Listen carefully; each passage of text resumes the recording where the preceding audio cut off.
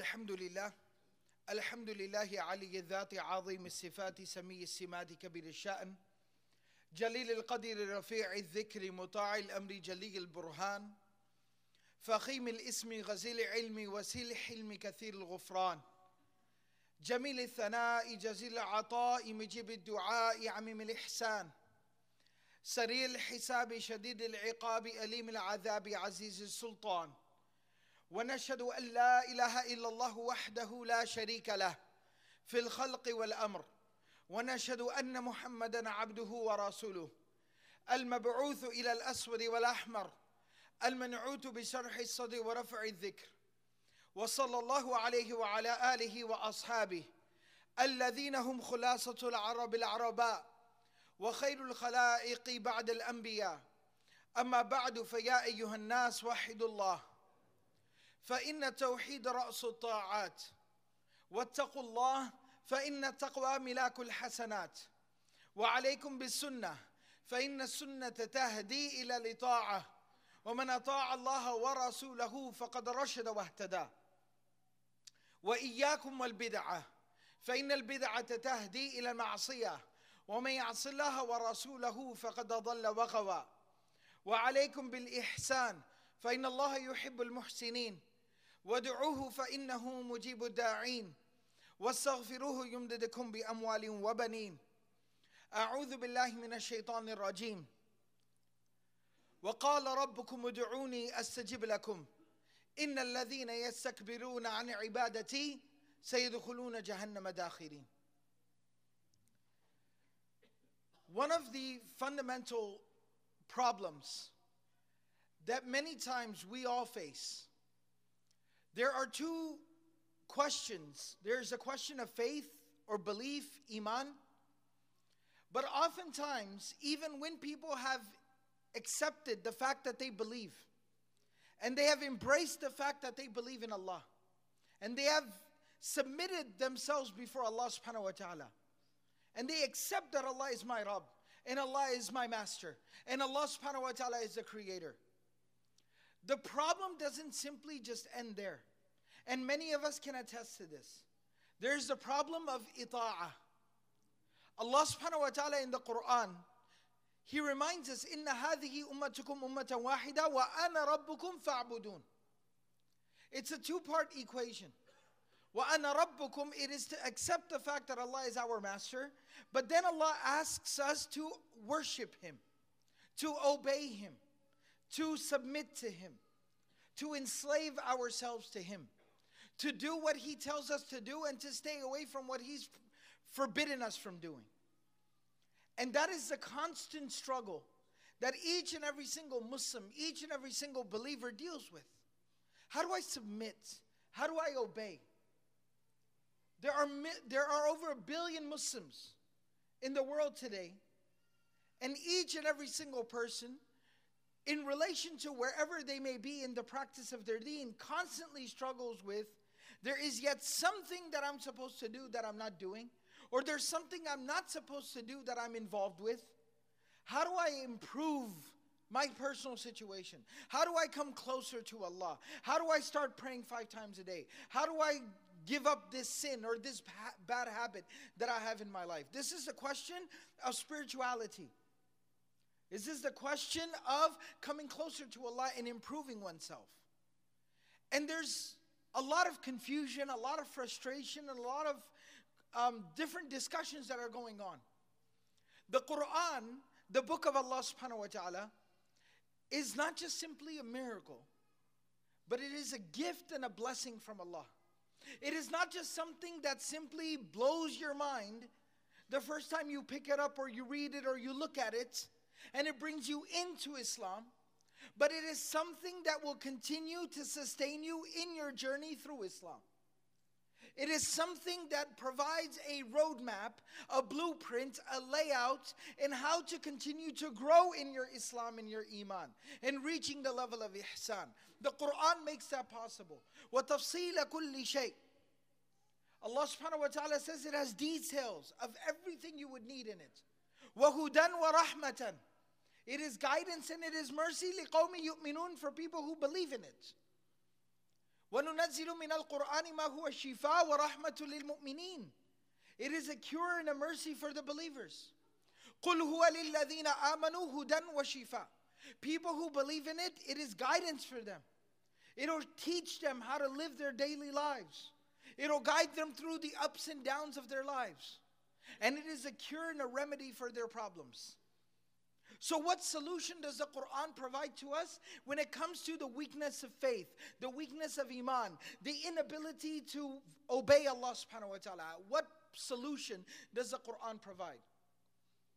One place in the Quran where Allah subhanahu wa ta'ala talks about this and addresses this is in Surah Yasin, Surah number 36. A surah we're all extremely familiar with. Or at the very least we're familiar with its recitation. But what's very important for us is to read and understand what it means and what it's telling us and what it's teaching us. Allah subhanahu wa ta'ala in the surah, He tells us in ayah number 33, وَآيَةٌ لَهُمُ الْأَرْضُ الْمَيْتَةِ, that a miraculous sign, a powerful reminder, an eye-opening reality for people is al-ardul mayta. It is the dead earth. أَحْيَيْنَاهَا. Allah subhanahu wa ta'ala says we brought it back to life. وَأَخْرَجْنَا مِنْهَا حَبًّا. And we extracted from it a seed, a grain. فَمِنْهُ يَأْكُلُونَ. And they continue to eat from it. Not only what grows out of the ground is a source of sustenance for us, but we are able to take what comes out of the ground and put it back into the ground and be able to grow even more food and sustenance for ourselves. Allah says, وَجَعَلْنَا فِيهَا جَنَّاتٍ. Allah did not just simply stop at our need to be able to eat something, gain nutrition. وَجَعَلْنَا فِيهَا جَنَّاتٍ مِّن نَخِيلٍ وَأَعْنَابٍ. Allah subhanahu wa ta'ala says that we have made in this earth gardens, orchards, full of dates, full of grapes, all different types of food you can imagine, from common food to delicacies. Different types of food we've made available. وَفَجَّرْنَا فِيهَا مِنَ الْعُيُونِ. Allah did not stop there, but from that same earth, now Allah brings forth water. Pure, clean water. Whether it be a spring or it be a stream or it be a well, where we can drink water from there. Again, something very necessary for our needs and necessities and our sustenance. لِيَأْكُلُوا مِنْ ثَمَرِهِ. So that they may eat from the gift of Allah, the blessing of Allah. وَمَا عَمِلَتْ أَيْدِيهِمْ. Even though they didn't do anything. Now somebody might think, what do you mean we didn't do anything? We're the ones that turned the soil. We're the ones that sowed the seeds. We're the ones that irrigated the land. And then we're the ones that harvested the crop. What do you mean we didn't do anything? Why is Allah saying they didn't do anything? Because are we the ones that went into the ground and cracked the seed open with our hands and extracted the plant and the tree from there? And then ripped the branches out from the tree and then brought the fruits out from the branches? Are we the ones who did all of that? وَمَا عَمِلَتْ أَيْدِيهِمْ. They didn't do anything. And then Allah asks the very profound question at the end. أَفَلَا يَشْكُرُونَ. So aren't they grateful? Can't they express gratitude? Are they not expressing gratitude? Allah subhanahu wa ta'ala doesn't stop there. سُبْحَانَ الَّذِي خَلَقَ الْأَزْوَاجَ كُلَّهَا. That absolute perfection is for the one who created pairs and counterparts of everything. مِمَّا تُنْبِتُ الْأَرْض. Not only just that which grows out from the ground. Some things are yellow, some things are green, some things are long, some things are round, some are soft, some are hard, some are bitter, some are sweet. وَمِنْ أَنفُسِهِمْ. And from yourselves. Different people, different dispositions, different backgrounds, different temperaments and attitudes. وَمِمَّا لَا يَعْلَمُونَ. And so many of the things that you don't even know about. وَآيَةٌ لَهُمْ. While talking about pairs, Allah says another mind-blowing sign and a realization for them is al-layl, the night. نَسْلَخُ مِنْهُ النَّهَارِ. Allah says we slowly draw out from it the day. فَإِذَا هُمْ مُظْلِمُونَ. Only for them to end up in the night again. Allah alluding to this in another place in the Quran says, قُلْ أَرَأَيْتُمْ إِنْ جَعَلَ اللَّهُ عَلَيْكُمُ اللَّيْلَ سَرْمَدًا إِلَى يَوْمِ الْقِيَامَةِ مَنْ إِلَهٌ غَيْرُ اللَّهِ يَأْتِيكُمْ بِضِيَاءٍ أَفَلَا تَسْمَعُونَ. That if Allah made it night for all of eternity, who could bring you day again? And how would life continue? And how would people live meaningful lives if the day never came again? And if Allah made a day for all of eternity, how long would people survive? And how long could people last? Who could bring you nighttime so that you could rest and take peace in it again? Only Allah could. So He brings you night and day. And even Allah's beautiful system of bringing night and day, naslahu. Gradually, slowly, the day sets in. And gradually, slowly, the light dissipates until it becomes night again. The system of night and day Allah has created. وَالشَّمْسُ تَجْرِي لِمُسْتَقَرٍ لَهَا. The sun that is operating on a set schedule that Allah has set for it. ذَلِكَ تَقْدِيرُ الْعَزِيزِ الْعَلِيمِ. That was completely laid out, precisely laid out by Allah, who is almighty and all-powerful and all-knowing and dominant. وَالْقَمَرِ, and the moon, قَدَّرْنَاهُ مَنَازِلِ. That we have laid it out into different stages. حَتَّى عَادَ كَالْعُرْجُونِ الْقَدِيمِ, until it returns back into its original crescent shape. لَا الشَّمْسُ يَنْبَغِي لَهَا أَن تُدْرِكَ الْقَمَرِ. And these different systems of Allah subhanahu wa ta'ala that are operating, none of them are crashing into one another. None of them are colliding with one another. كُلٌّ فِي فَلَكٍ يَسْبَحُونَ. Each and every single thing is operating based on its course and its instruction from Allah subhanahu wa ta'ala. Over here, some of the mufassirun point out a powerful reflection. That when you look at something like the sun, how huge and how powerful and how magnificent it is. It is probably the greatest or the most overwhelming or powerful of Allah's creation that human beings look at and witness themselves. There's nothing more overwhelming than the sun. But Allah tells us that it operates strictly based on the schedule and the course that has been laid out for it by Allah. But it is only the human being in all of the creation of Allah that has the arrogance to not obey Allah subhanahu wa ta'ala. It is only this human being that has the audacity to defy Allah subhanahu wa ta'ala. And Allah subhanahu wa ta'ala asks us that very powerful and simple question. Are they not grateful? Do they not possess the ability to be able to express gratitude? And He goes on counting His blessings off to us. And what we realize here is something very powerful.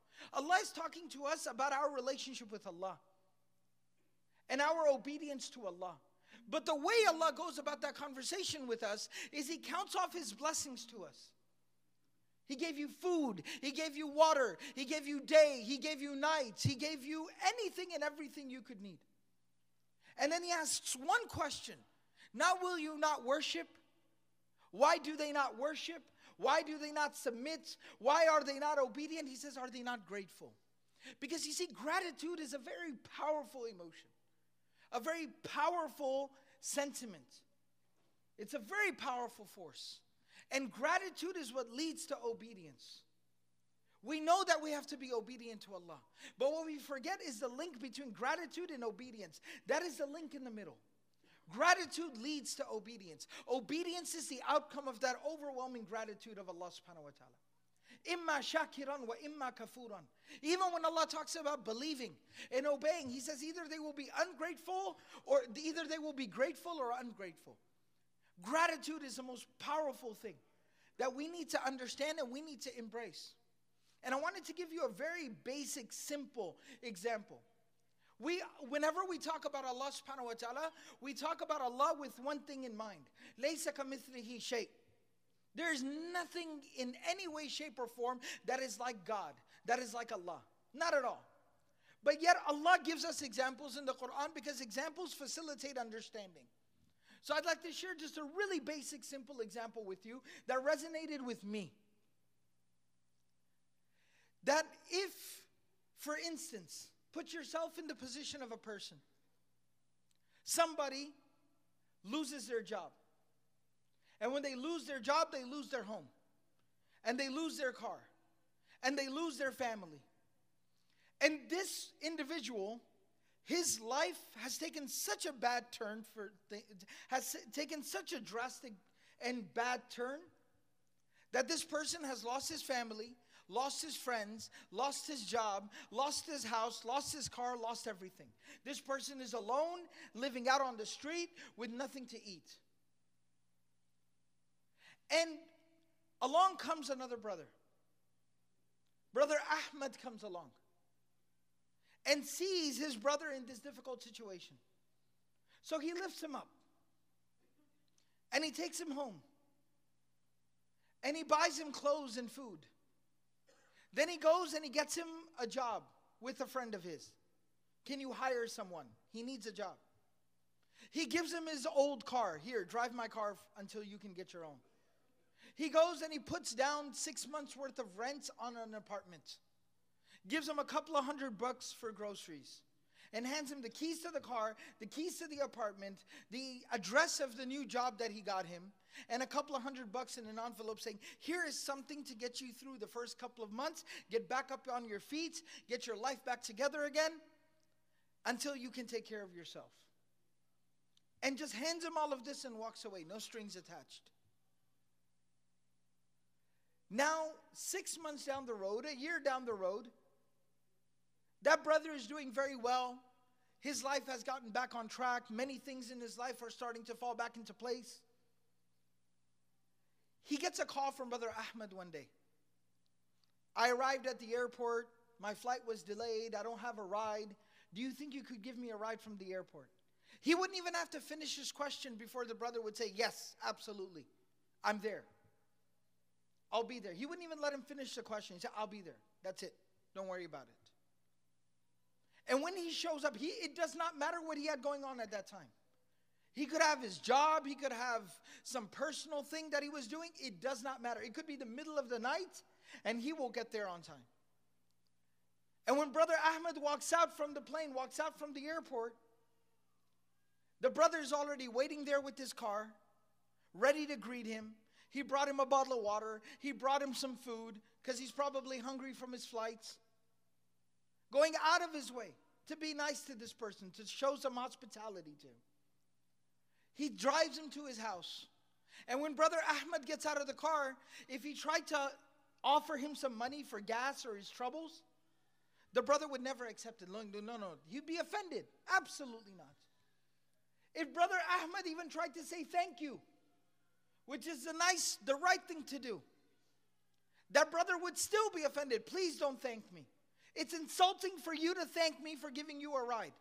Thank you for finally giving me the opportunity to do something for you. Do you realize what you did for me? I had nothing. I had no one. And you had no relationship to me. You had no self-interest in me.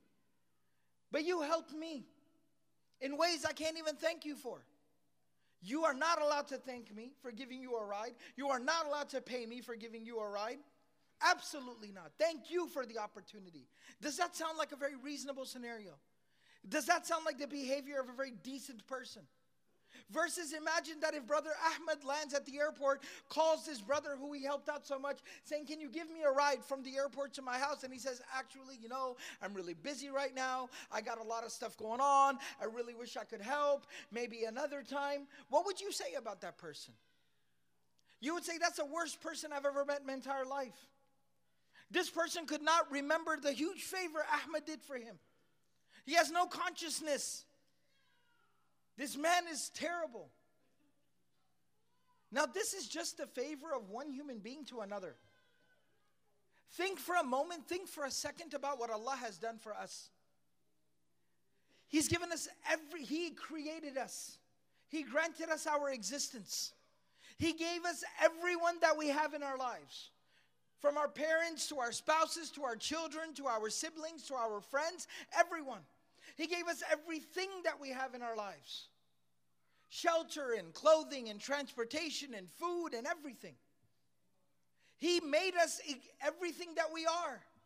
Think of anything that you pride yourself on or that you have confidence in regards to. From your intelligence, to your education, to your personality, to your sense of humor. Whatever it may be. That makes you proud of being who you are. And then think for a moment that everything is from Allah. He gave us everything. And then Allah subhanahu wa ta'ala asks us, that at 3:45 or at 4 p.m. to take out 5 minutes. 5 minutes. After giving us everything. And He won't stop giving it to us if we don't fulfill the request. But after giving us everything and continuing to give us everything, and He will continue to give us everything, He asks us for 5 minutes in the middle of our day. And if my response at that time is, I understand that you've given me everything, but you got to understand I'm extremely busy. I understand that you gave me everything. But ya Allah, you need to understand I'm very important. I have a lot going on. I don't have time for you. Just from a simple human interaction. Imagine the power of the statement that it makes, that when that adhan goes off, when it's that time of the day, that you step aside from anything and everything, and you give 5 humble minutes to Allah. What a powerful statement that makes about the recognition of Allah in your life every single day. Versus how terrible of a testament it is about yourself, about myself, that when that time comes in the day, that I can't make 5 minutes for the one who gave me everything that I have. This is why Allah subhanahu wa ta'ala asks us this basic, fundamental question in the Quran. أَفَلَا يَشْكُرُونَ. But why aren't they grateful? بارك الله لنا ولكم في القرآن العظيم ونفعني وإياكم بالآيات والذكر الحكيم أستغفر الله لي ولكم ولسائر المسلمين فاستغفروه إنه هو الغفور الرحيم.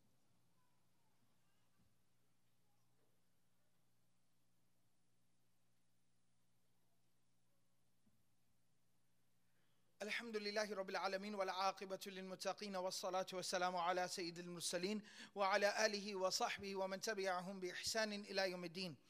قال الله عز وجل في كتابه المجيد بعد أعوذ بالله من الشيطان الرجيم إن الله وملائكته يصلون على النبي يا أيها الذين آمنوا صلوا عليه وسلموا تسليما اللهم صل على محمد عبدك ورسولك وصل على المؤمنين والمؤمنات والمسلمين والمسلمات وبارك على سيدنا محمد وعلى أزواجه وذريته اللهم أعز الإسلام والمسلمين اللهم انصر الإسلام والمسلمين اللهم اهدنا واهد بنا واجعلنا سببا لمن اهتدى اللهم أعنا على ذكرك وشكرك وحسن عبادتك اللهم أحسن عاقبتنا في الأمور كلها وأجرنا من خزي الدنيا وعذاب الآخرة اللهم وفقنا لما تحب وترضى وصلى الله تعالى على النبي الكريم قال الله تعالى إن الله يأمر بالعدل والإحسان وإيتاء ذي القربى وينهى عن الفحشاء والمنكر والبغي يعظكم لعلكم تذكرون اذكروا الله يذكركم وادعوه يستجب لكم ولذكر الله أكبر والله يعلم ما تصنعون أقم الصلاة.